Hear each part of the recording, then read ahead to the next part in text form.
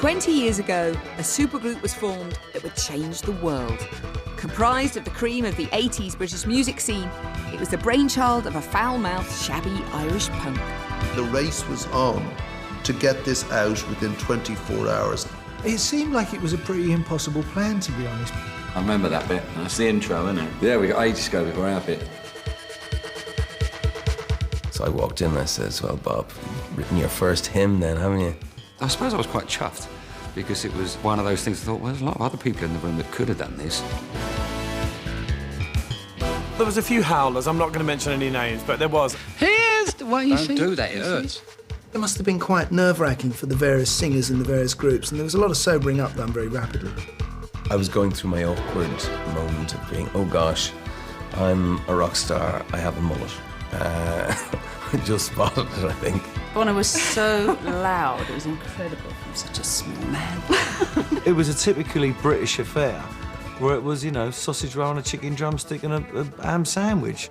This is the untold story of how a bunch of musicians propelled Ethiopia into the nation's psyche and made the whole of Britain put its hand in its pocket.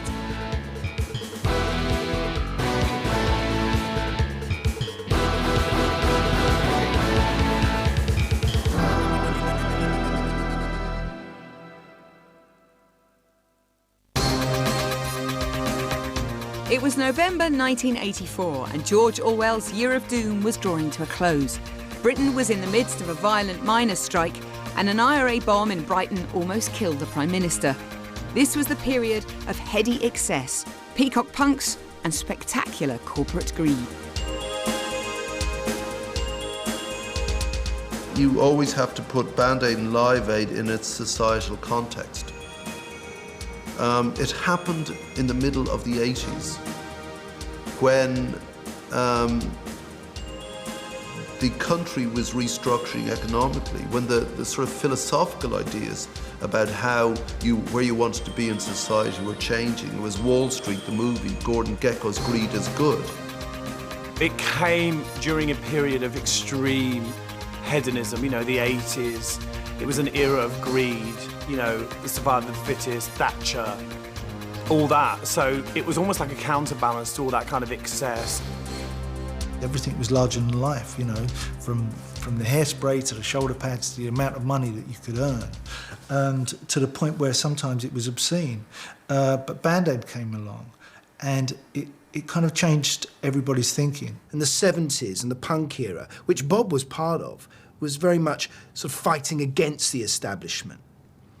I think what happened here in the 80s was more was changed by becoming part of it, by going within the media, within TV, within the business, by Bob facing down the politicians.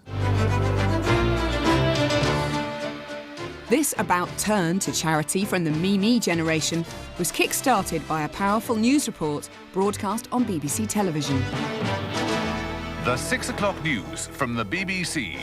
Dawn, and as the sun breaks through the piercing chill of night on the plain outside Coram, it lights up a biblical famine, now in the 20th century. I was watching the news and, you know, Fifi was in between me and Paul, and it was the nature of it that was extraordinary, you know.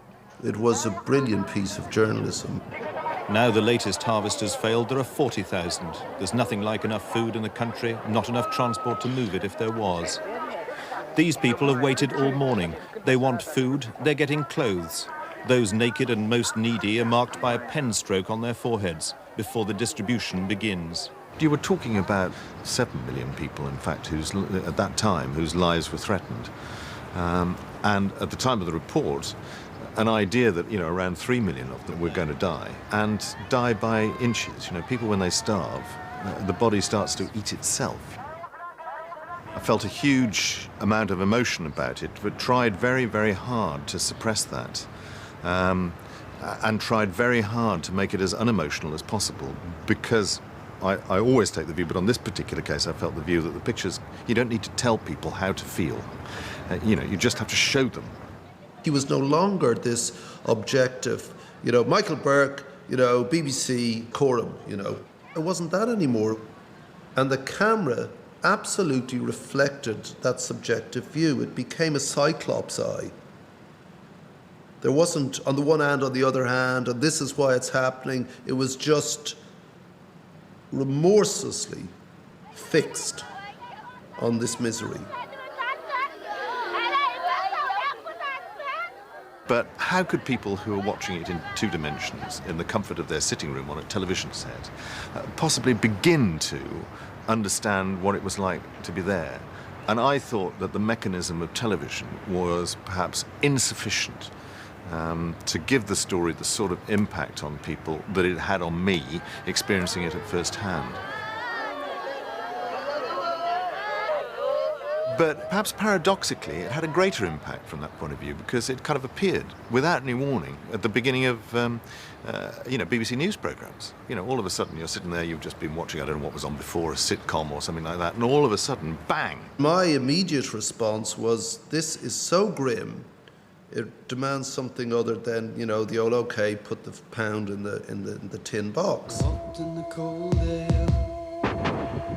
Bob called friend Midge Ure from the chart-topping group Ultravox to help him write a hit record.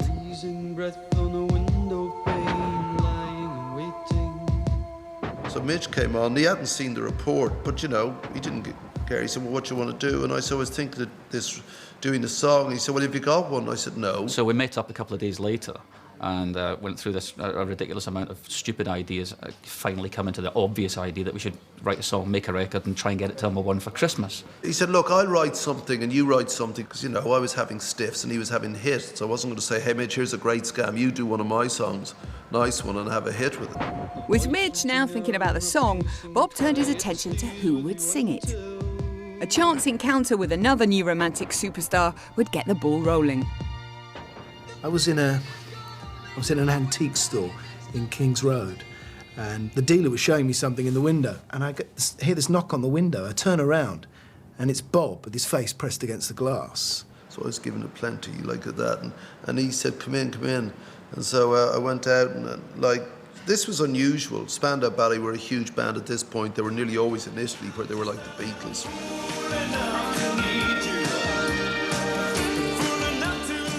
And I said, what are you doing? He said, and I said, I'm thinking of doing this thing with Midge. And he said, yeah, I'd love to do that. And I said, yeah, okay. I said, well, I'm going on tour with my band. We were due to go to Japan, I think the following day. And I said, call me in Japan and let me know, if you're going to do it. And certainly we'll be up for it, I'm sure. I walked back down the King's Road, and about 100 yards down the road, the junction of Flood Street, I bumped into Le Bon, Kemp's arch rival.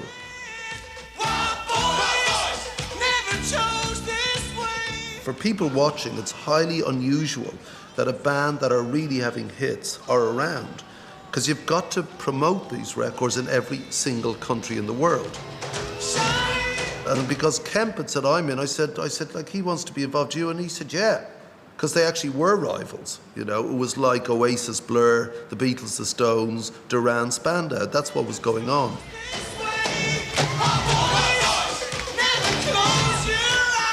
So now I had the Rats, who's still having okay hits, Ultravox, Duran Duran, and Spandau Ballet. But that was in one day, the day I thought of doing it. So the next thing was just, well, I'll call a couple of others. Anyway, I got this phone call. It was Geldof, and he said, is that Phil? So I said, yeah. He said, it's Bob Geldof here. Did you see the news last night? So I said, no, I didn't, actually, because I've been here every night in the studio. He said, well, it's fucking terrible, man. We're going to have to do something about it. And I want to know if you're available next Sunday, because I need a famous drummer. And he didn't say a good drummer, he just said a famous drummer. He just bent my ear for about 10 minutes, I think, about what he'd seen. I'm sure he did the same with everybody else. Geldof started calling his other musician pals in what was to become one of the most persuasive telephone campaigns of all time. Before long, over 30 artists had agreed to sing on the record, from Status Quo to Bananarama and Heaven 17 to Wham. With the artists coming on board, Bob turned his attention to other pressing matters, like a name for the newly formed supergroup. A girl in the office, Linda Valentine, suddenly said, I know, how about Band-Aid? And we, the other three working in the office, kind of poo-pooed this idea and laughed at it. And Bob suddenly said, well, no, hold on. That's good, I like that. I was wanking around with sort of ideas like food for thought, which would have been so drastically awful. But, you know, I knew it had to be something that was a dreadful pun or something. But, you know, Band-Aid was so exactly correct. Bands and aid, there you go. And also the crap pun. The artists had agreed to take part, the project had a name, but Band-Aid still didn't have a song. What does this song have to be? It has to be boringly polemical. It has to explain what this is.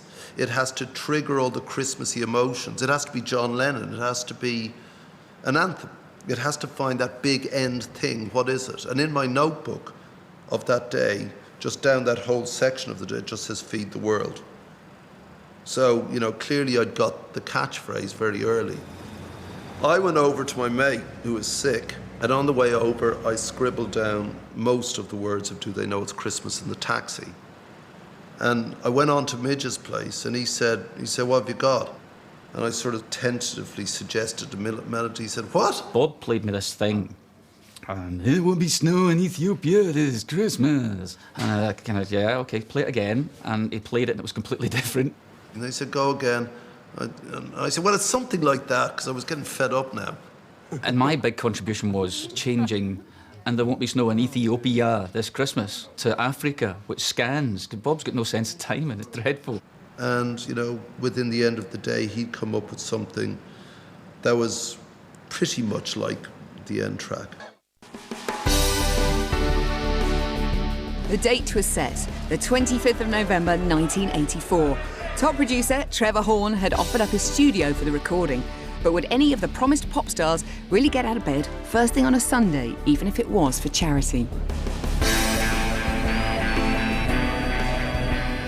We pitched up and we didn't know if anyone would arrive because they'd said yeah, and I didn't really want to over-hassle them. So Midge and I were nervous. There's only Midge and me here and about 100 film crews, so I wish somebody else would hurry up and get here. Hours later, the stars started to arrive.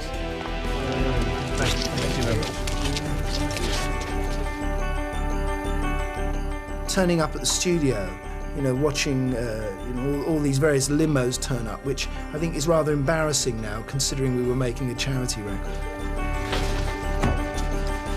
And one of the reporters went up to Steve Norman, and he said to Steve Norman, Steve, have you got any messages or any words that you can say to the people of Ethiopia? And he said, yeah, well, I'm sorry we couldn't get down there and tour this year, but we're going to try again next year, OK? I got a phone call from Bob last night telling me to come, and Phil Collins is going to be here, which is wonderful.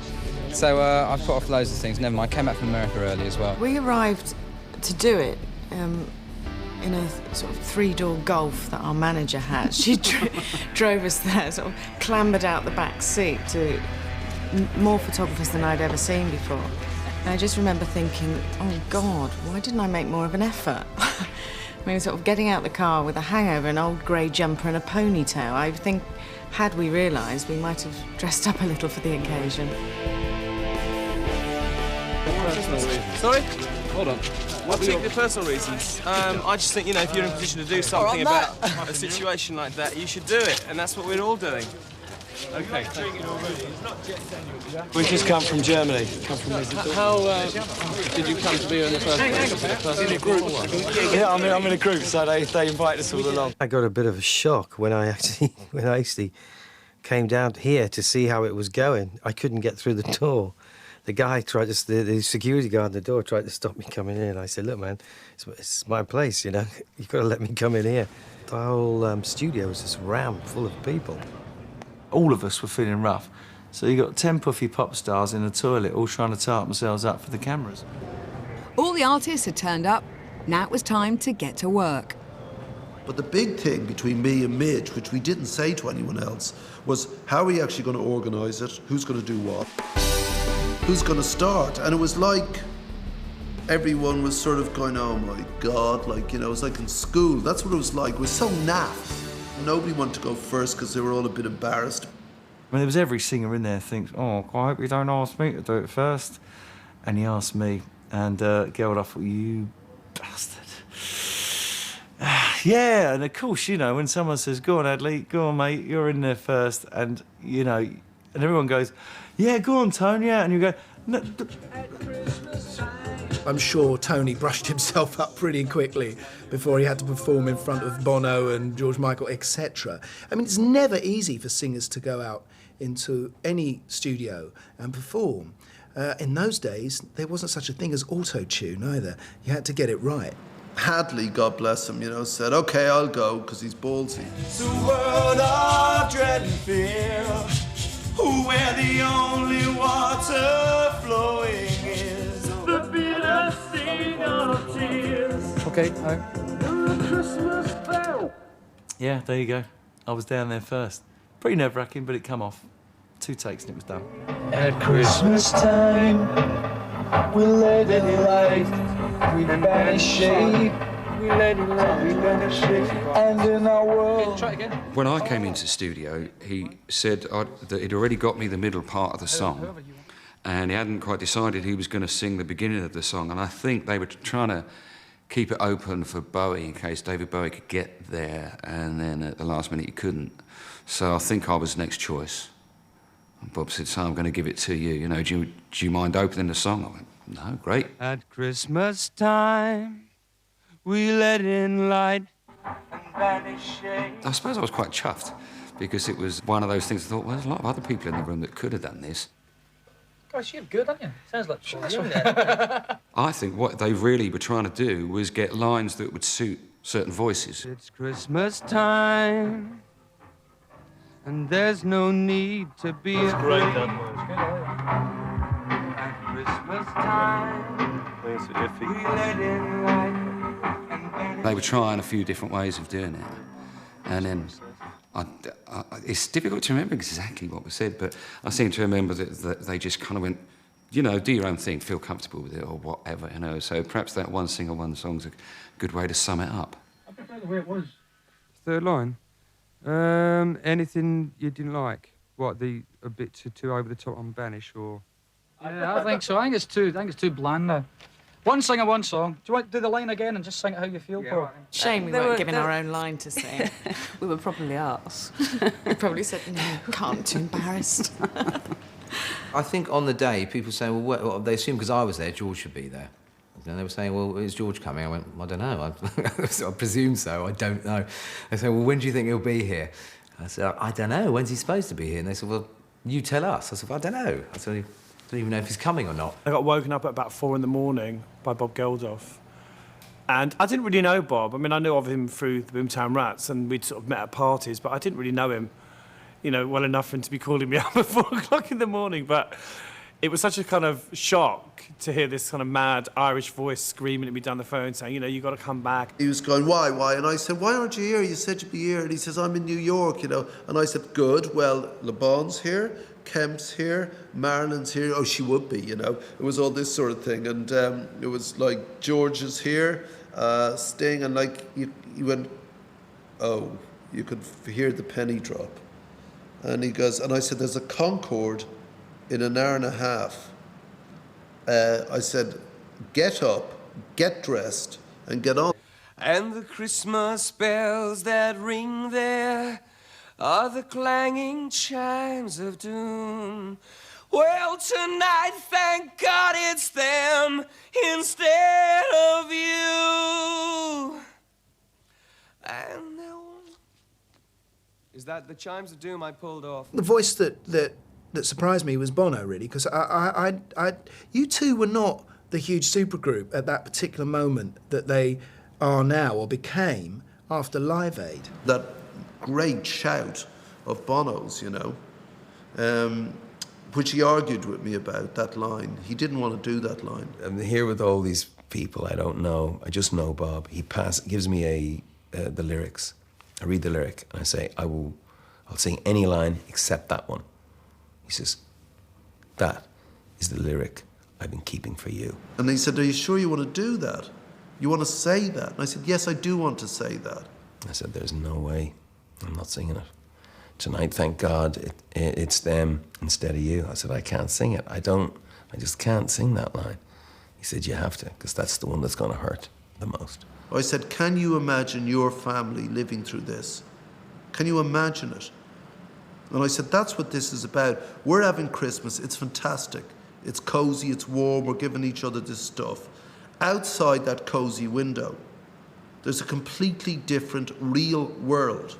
We had so many rows about religion, you can't imagine how many rows we've had about God. And so I walked in and I says, well, Bob, you've written your first hymn then, haven't you? Fuck off. We'll just run it down again.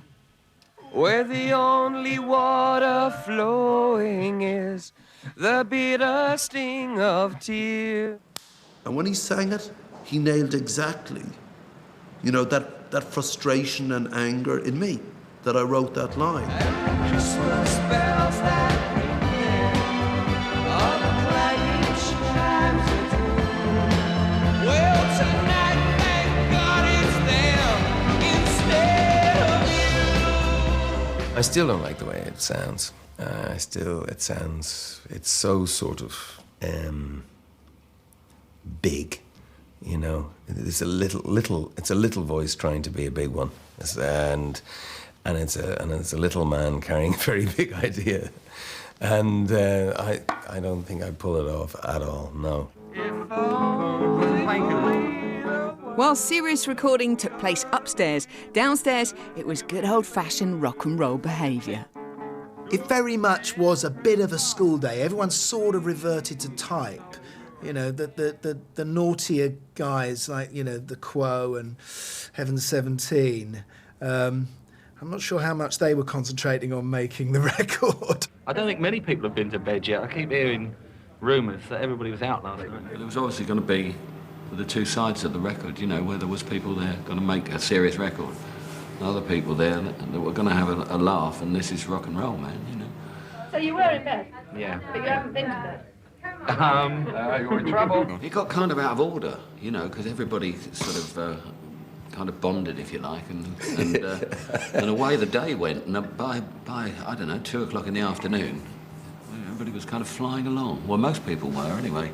You're flying along. I was one of them. White powder around their chops. They were up to antics all the time and bunny rabbit, you know, things behind people's heads and stuff. You know, and they really couldn't give a toss who you were, which was great, and I loved it. I thought, you know, they're like Laura and Hardy of pop, them two. Sleep doesn't agree with me. I enjoy going out and getting wrecked. We still owed a lot of coke from those and from those people. It's Christmas time. Yeah, everybody was like that, would they? Not everybody, but quite a few people. Rhyming slang as well. What are you messing about? Phil Collins is here. Oh, great. And Joan Collins. Joan. Don't know really if I knew anybody there, which was kind of a bit intimidating because, you know, they're all youngers. I mean, you know, this was 20 years ago, so I was 33, but nevertheless, these guys were kind of new and happening, and I was in a dinosaur band, you know.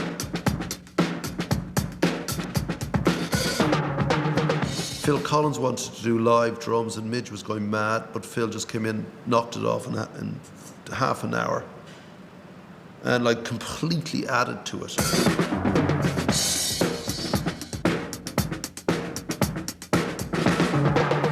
Because it suddenly went whop from over this electro thing into this.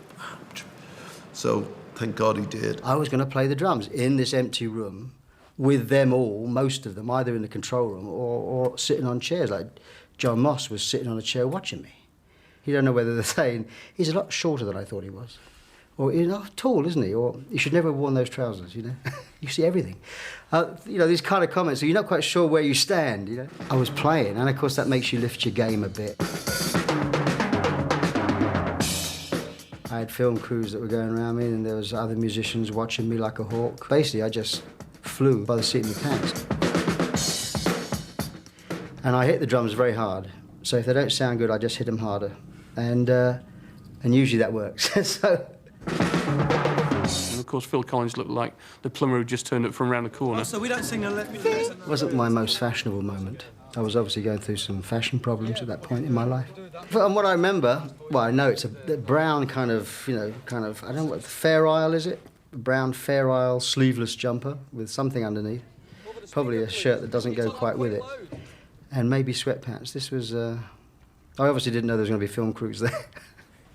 Otherwise, I'd have worn the red Fair Isle. No, I wasn't Mr. Fashion at all then. or now. Which way does Boy George go? At 7 o'clock in the evening, a very jet-lagged superstar eventually arrived in the studio. I mean, I couldn't believe it. There he was, like, later that evening. And he looked great as well, just staggering off a plane, you know. But I thought that was amazing. As I came into the studio, Simon Le Bon was walking in, and we had never really been that friendly. In fact, about a year before, he'd threatened to kind of fight with me at some fashion show because I'd called his girlfriend a groupie. And he'd kind of sized up to me and said, apologise. And I was like, stuff, you know, I was like, whatever. I can't say what I said to him on camera, but there was a lot of bad blood between us. Oi, Simon! It was this weird situation where we were both going into the studio and there was all these photographers, and we ended up putting our arms around each other because it was one of those situations where you had to really kind of dispense of your ego. Yeah, walk this way. Give us a chance to crash the rumours. I will, anywhere.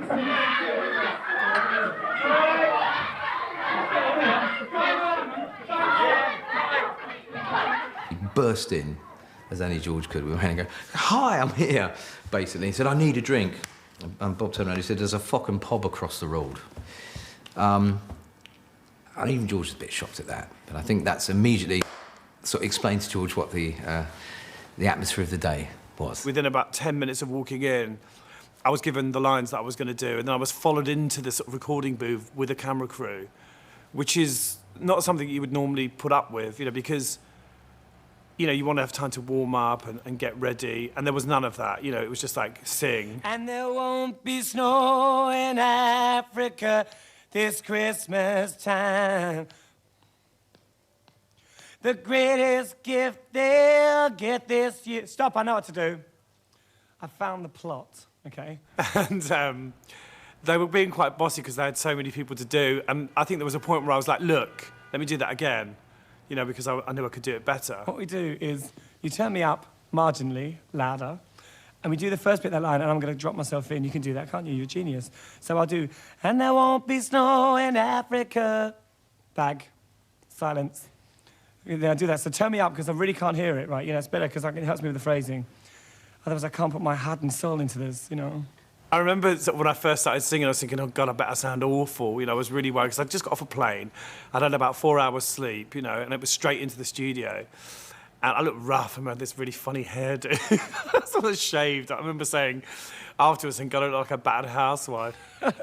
Who said that, Geldof? He had a very raspy sound to his throat, but his voice was still sounding extraordinary. And I remember him saying, you know, I need a sip of brandy, which is not just because, you know, he needed a drink, but actually brandy is very good for the voice if you're singing. So somebody gave him a tiny little tot, and he just, you know, had a little gargle.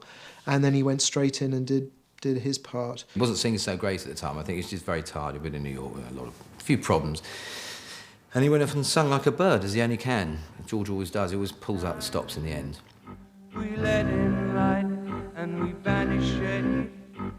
And in our world of plenty, we can spread a smile of joy. Throw your arms around the world at Christmas time. I think I was on after George Michael, and there's that really funny bit in the video where I say, My next to Alf, or is it Paul Young next? No, it was Paul Young first. So Alf's next? No, it wasn't. That wasn't Alf. That was Who was that? George Michael. God, it sounded camp. But then he is. Look what you missed. I remember Bob was really sweet, because I was like, oh, God, I must sound really rough. And he was like, oh, you sound like a black woman. And I was really pleased. Arms around the world at Christmas time. Oh, oh. Upstairs at last, the Quo were now ready to rock. 15 years. What a pain in the arse. That's good, just on though. the road, right? Right. Sorry, Smudge, after you. We've got a guide on this, and we're singing the other bit, Raise Their Arse for Everyone. One of my most prolific memories is going to the mic and trying to sing. Yeah. And I was so pissed. I couldn't sing it in tune. here's to you. Here's to them. Someone switched on the intercom and said, boys, that was out of tune. Can you do it again? I said, out of tune? What are you talking about, out of tune? Oh, it's insulting, that is. Well, the reality of it is they even talk out of tune. You get the da-da-da-da-da-da-da-da, and then you're straight in. Here's to you, and then he sings. Right, so we'll have his vocal. Here's to what you Don't do that, it hurts. I found it excruciatingly embarrassing, the fact that I couldn't hit this note, because I just couldn't. I was trying to find it, and it must have sounded really weird in the control room, because I must have been, and I couldn't find this note. So in the end, Trevor gracefully said to me, Rick, he said, look, I just leave it, love. I think we'll get somebody else. Yeah, but if we started off, if we took it round once. Acclaimed producer Trevor Horn was in charge of the 12-inch remix of the track and attempted a different take on the recording. And then on the fourth time, really start to sing it loud. It might have. When I realised I was going to do the 12-inch the next day, I tried to get all of the singers to sing the chorus in a roundelay. You know, do they know it's, do they? Like, you know, like a sort of carols, like Christmas carols. But if it started off really quietly, and then suddenly we could really go wham like that with it. You know what I mean? It would be great. I mean, I don't know if we can do it in the short time that we have.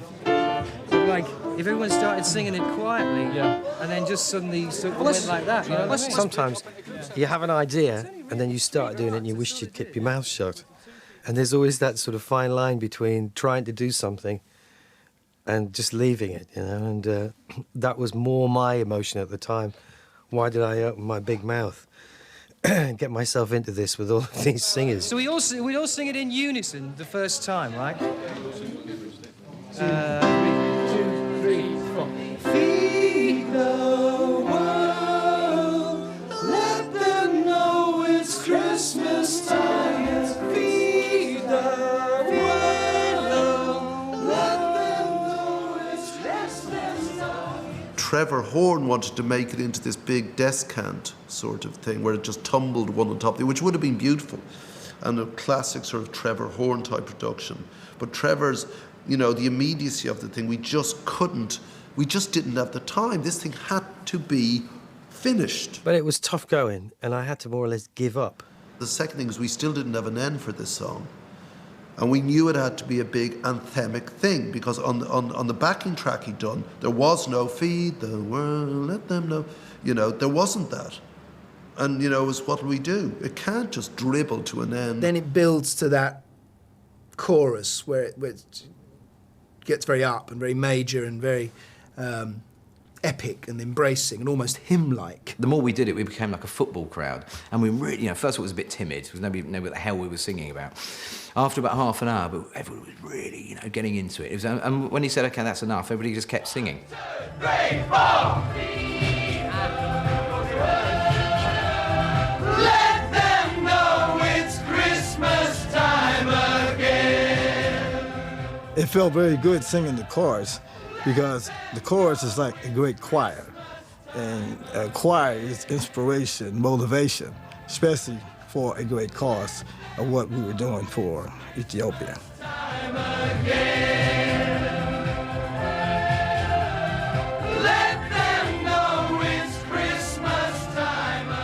He had sort of Bono one side and Sting the other. Couldn't hear a thing. Bono was so loud. It was incredible from such a small man.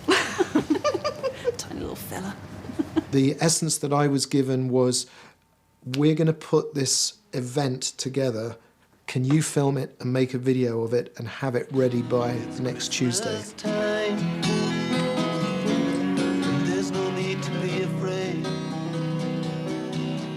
It was a very special moment. I mean, as I was standing there shooting it, I suddenly realised that I thought, you know, maybe this is my Woodstock. I actually had that thought. I can vividly remember this moment.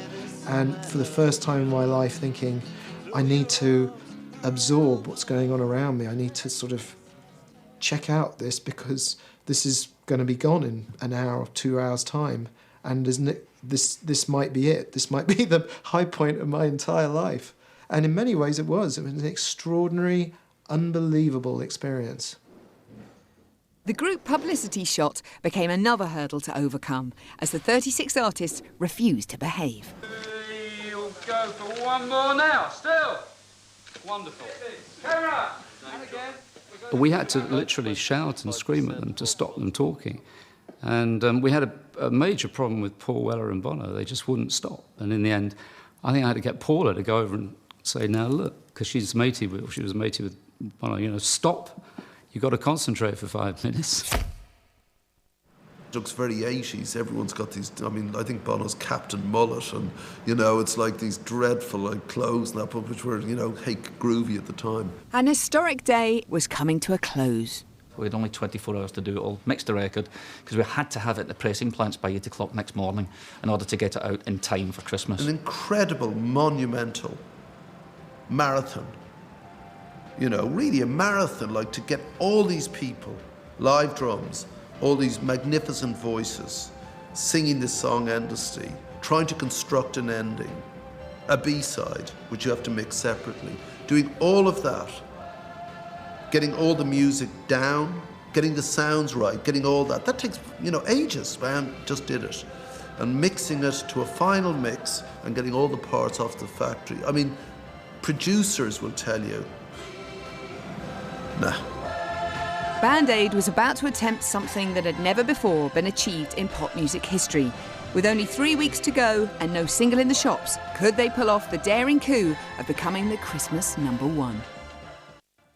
The Ethiopian famine appeal will be boosted by sales of a special pop record. Oh, there you go, Over now. 25 stars sang for nothing at today's recording session in London, and all the proceeds will go to famine relief. With millions of listeners, Simon Bates' Radio 1 Breakfast Show was the perfect place to premiere the Band Aid single. Bob Geldof arrived straight from the recording studio, where he'd stayed up all night finishing the track. This figure turned up.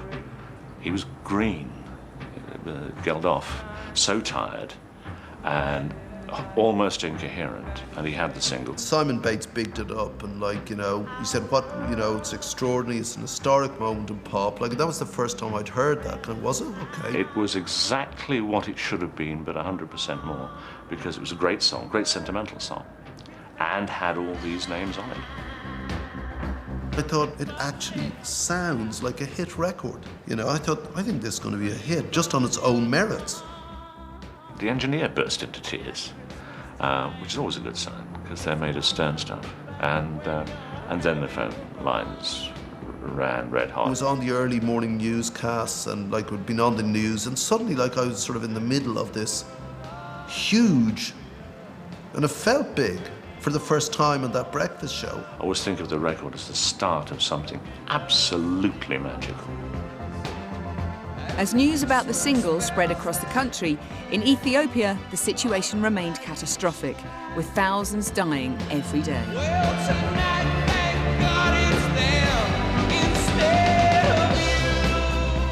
The urgency for aid was increasing as Phonogram rushed to find enough factories to press the record. It takes, a substantial amount of time before they can clear space in the factories to produce it, distribute it.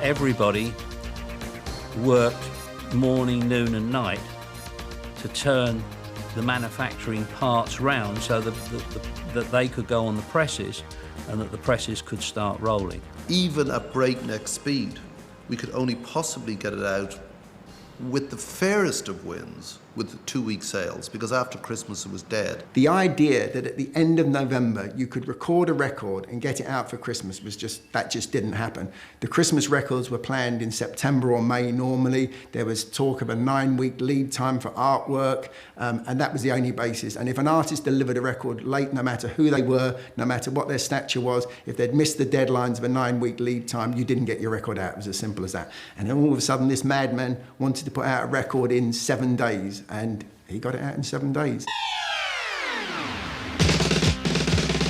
With the record in the shops, Band Aid needed maximum television exposure, and it got it on Britain's favourite music show, Top of the Pops.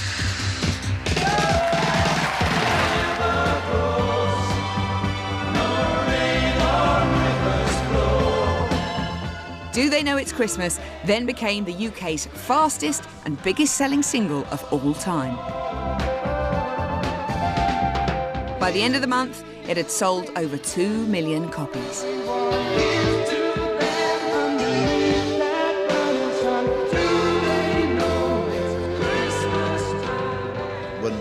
Band-Aid went, every single pressing plant, which is what they're called, was pressing one record. It was Band-Aid. With this record, we went from a standing start to 1 million records in a week.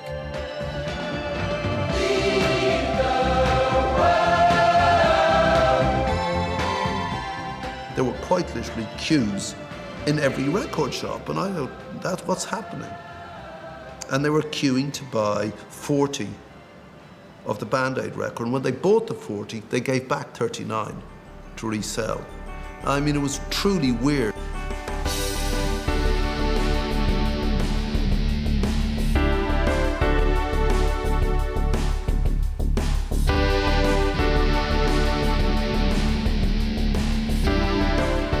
Band-Aid was raising so much money, it now had a life of its own. But unless someone took action, it was in danger of spiralling out of control. I think it was probably at the £10 million stage we realised that if we were going to spend this money properly, we had to make sure that we weren't well-meaning amateurs, meaning that we didn't just sit in an office in London and decide without any experience that we knew how to spend the money in Ethiopia. So huge volumes of money were in the pipeline.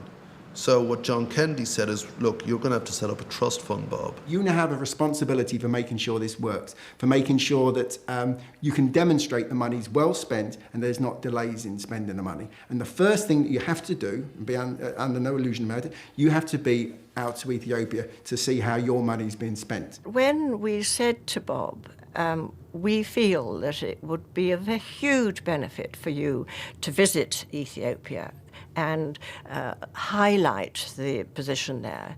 His response was, and I remember this so clearly, I think it would be very distasteful for a pop star to be seen with the starving children. They were saying, look, if you don't go at the end of Christmas, this story's dead. And I said, well, that's ridiculous. They said, well, that's the way the media works. You should know that. And I said, but it's preposterous. They said, well, now the story is frankly Geldof in Ethiopia and pop music in Ethiopia. If you don't go, there's no story.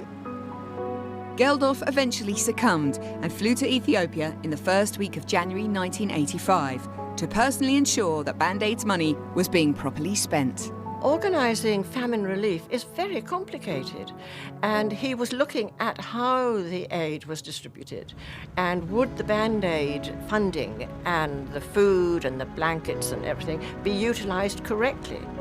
We went in 1985 just to see how the Band-Aid Trust was working, how the money was being spent. I was constantly surrounded by the press, and alert to the fact that the tabloids wanted me cradling a dying infant, which I refused point blank to have anything to do with.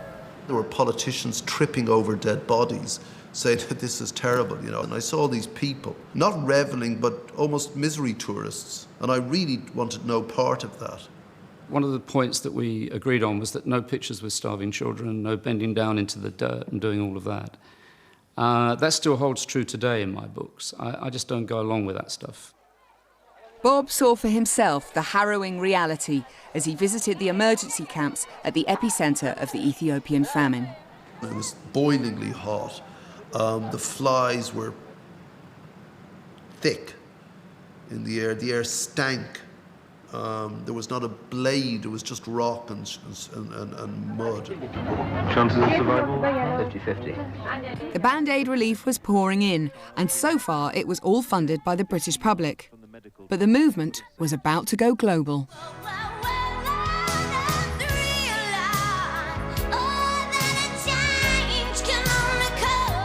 I got a call in New York one day, and it was Ken Cragen, Lionel Richie, and Harry Belafonte. And Belafonte was right. He says, God, Europe is doing something about this, why aren't we involved? And I totally agreed with him. All of the stars get together, and they say, we feel something, and we go do it. Band-Aid created USA for Africa, which created Northern Lights from Canada, which was, Neil Young, Bryan Adams, Joni Mitchell. I mean, of course, it became the launch pad for Live Aid. And I think without the record, you don't get Live Aid. Live Aid's just another concert without the emotional launch pad of the record. Pictures were beamed to over 1.5 billion people in 160 countries in the largest broadcast ever known. What Live Aid was the first globalised. No one had got that word yet. There was an understanding through people who communicated that now you communicated globally. There was a global network and you could talk to everyone for the first time probably since humans had left Africa. You could talk to all this human group. And so all we did was link the families of man through this satellite phenomenon that nobody had really thought about before, through the common language of man, which was not English, it was pop music. And Band Aid was the discovery of that. Live Aid, I don't know how much money it made. The concert, I think, was like, you know, what was it? Something like 250 million or something. A lot of money. And I remember thinking at the time, wow, we've cracked it. You know, we all felt part of it. Bob had cracked it, really. But of course, it turns out Africa spends about 250 million a month servicing old debts.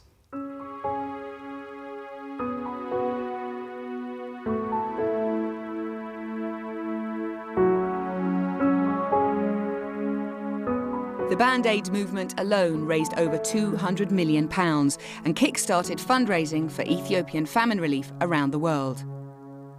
But 20 years later, millions of Ethiopians remain under threat from AIDS, disease and famine. Since Band Aid, the population has doubled. So you can either see that as a great victory, but from 35 million people to 70 million in 20 years, imagine if that happened in the UK. We would collapse under its weight. It was 7 million then who were sort of at risk. It was 14 million last summer when I was there.